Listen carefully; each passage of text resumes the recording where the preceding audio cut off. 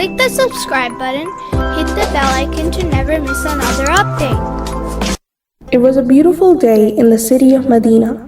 The wind was blowing gently, and the sun was shining brightly. As Imam Hussain alayhi salam walked down the street, he came across some children sitting on the ground eating.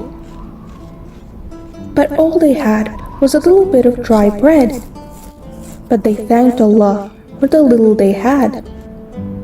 When the children saw Imam Hussain, they became very excited.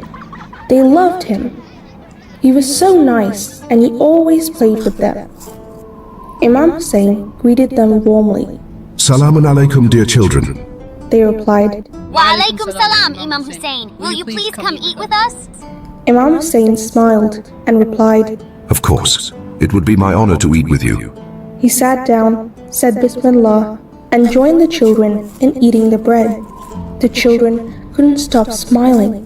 They felt so lucky and blessed that Imam Hussain was eating with them. When they were all done eating, Imam Hussain thanked Allah and the children for the delicious bread. He then said, Now, I want you to come to my house and join me for lunch. Yay! Alhamdulillah. The children shouted. They were so excited to go to Imam Hussain's house. When they entered his home, Imam Hussain treated them very kindly. He gave them lots of yummy food to eat. Then he gave each child a special gift. When they opened their gifts, they found new clothes and shoes. They were so excited. They gave Imam Hussain a big hug and thanked him.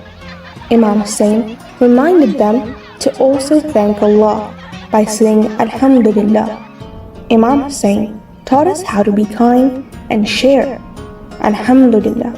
We are very lucky and blessed to have such a nice Imam.